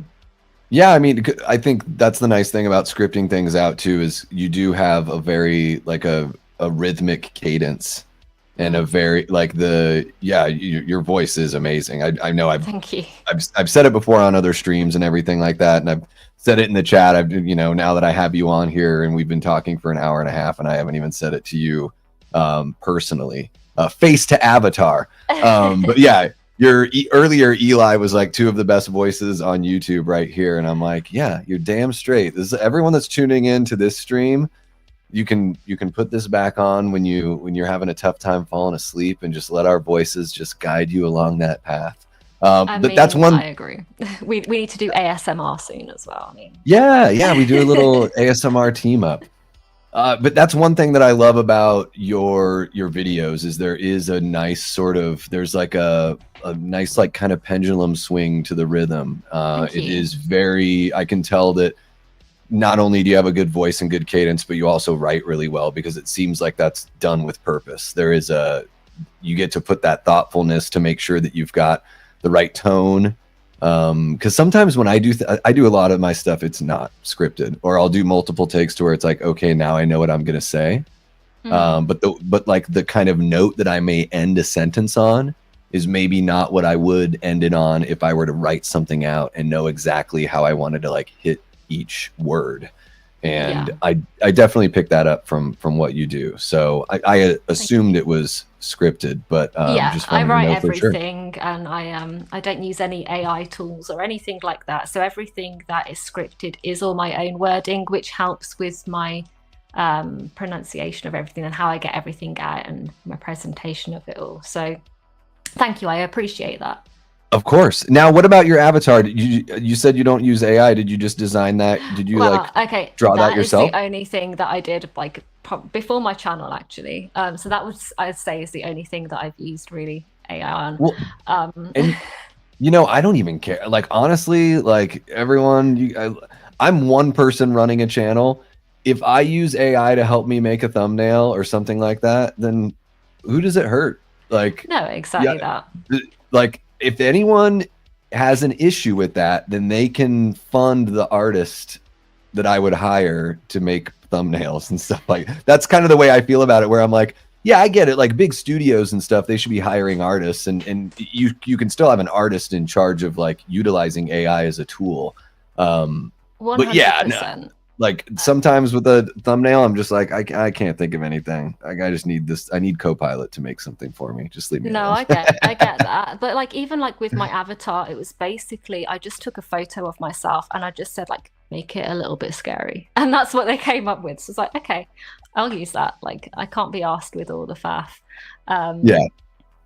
But everything else is me. So my thumbnails, my obviously scripts and everything like that, it is all me putting that effort in. And I think that's why I enjoy it so much, is because I do enjoy every aspect that goes into it.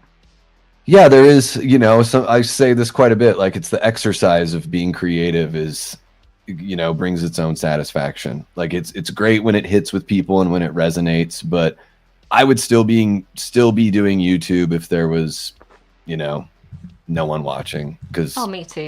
I would go crazy if and you know, sometimes there is no one watching, but I'm still doing it. You have to keep going. Yes, exactly. Yeah, if you don't use that creative juice, if it's something that you're, you know, not everyone is creative in that sort of way, but when you feel that calling, if you don't use it, to me it just like festers and turns into depression and all sorts of weird stuff. Yeah, I mean, I started my my YouTube at a very low point in my life where I'd sort of like almost had a sorry, I'm going a little bit off topic, but almost had sort of a mental breakdown, and I'd sort of come out of this little situation that I was in, cut people off that I didn't need in my life, and I was like, I need to do something for myself, because I need to make myself feel like I used to feel. I need to get my creativeness back out there, and I need to actually do something that I enjoy. And yeah, that's how I actually even considered starting. I was like, screw it, I'm just going to do it. Yeah, I'm very similar kind of situation for me. I played music like I started my first band when I was 13, and then in my mid to late 30s stopped playing and, you know, writing songs and recording and all that stuff. So there was like this gap of time, and it was just kind of making me go crazy that I wasn't doing something creative, and it was just bumming me the hell out. And I was like, I feel like I need to do this thing. And the community has been amazing, just being there for me and lifting me up. And I've met like real friends in real life. So I met the horror show people through all that. They live about an hour away in the Phoenix area. Phoenix is like so why, like, you can be in the same county and drive like an hour on the freeway and still be in the same county. That's how big Phoenix is. So it's like 6 million people in this huge East Valley, West Valley, and Central Valley. So I met real friends through YouTube, and then people like Bill, who has been in the chat, and Dean and Eli and Jamie and all these amazing people that I've, you know, met and either brought on the show or hopped on phone calls with, or, you know, FaceTime or all. It's amazing. Like it's what you and Kyle have is something that's like really special. You know, it's those things. The longer you do this, the more of those kind of people you're going to find, you know, and you might even take a step back. Like, there are times when I take a step back and I'm like, man, like, one of my best friends in my life right now, with everything I've been going through, the one person that's been there for me the most is somebody I've never even met. And it just like kind of blows me away that's it's crazy what this fandom and this community can bring to us. So I'm glad we got our little mental health chat in here, because I do try to make it. I'm pretty honest with everyone that's a part of the Death Squad over here. Not every single detail does everyone know, but I try to be honest and vulnerable and humble, because I find those qualities attractive in other people. So I try to do my best to exhibit those things and show that it's okay to be vulnerable and all that. So I appreciate you sharing.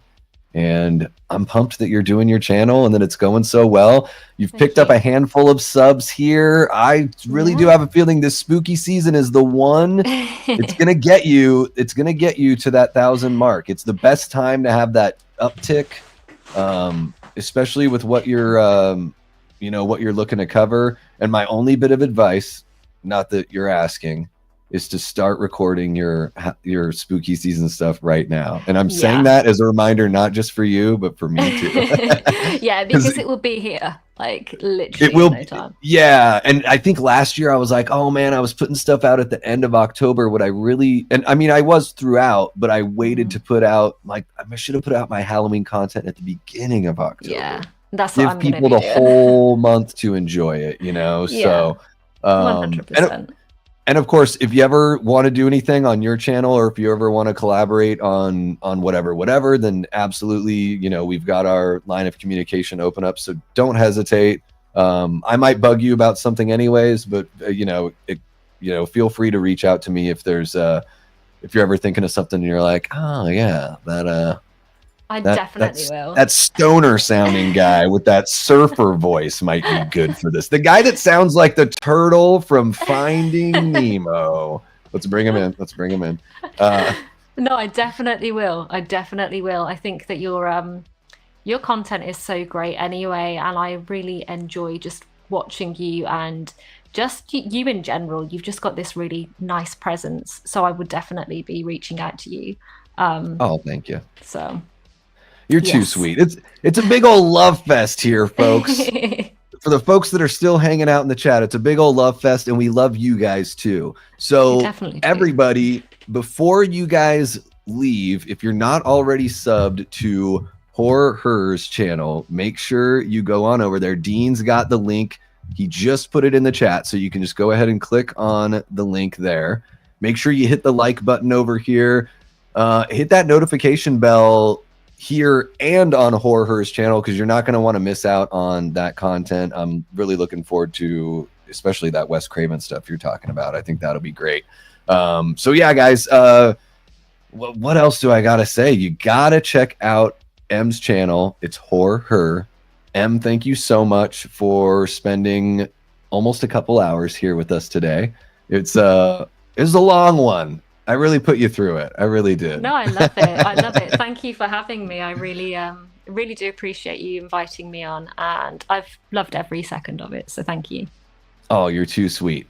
Well, guys, I think I might just sign off with M here as well, since we're almost at that 2-hour mark. I will be back on later on this week. We'll be covering some horror movie news and maybe some other fun stuff. We'll see. While I'm here for about a week watching my sister's cat and her house, so we may get into some watch party fun. And I'm trying to get the horror show channel people over here because my sister has a pool.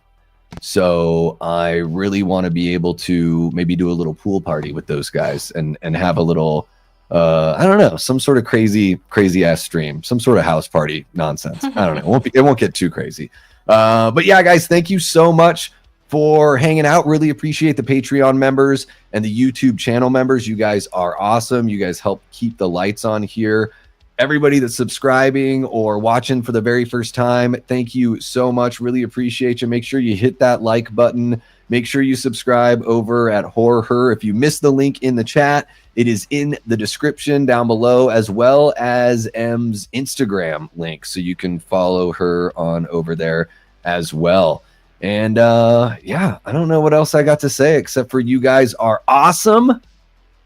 We love you so much. From M, from me, thank you so much for spending some time with us. Again, M, really appreciate you. If you hang out for a second, I'll give you you know, your own little goodbye. But you guys are absolutely amazing. And M has been HorrHer. And until next time, I've been and will continue being Davey Deathray. Take care.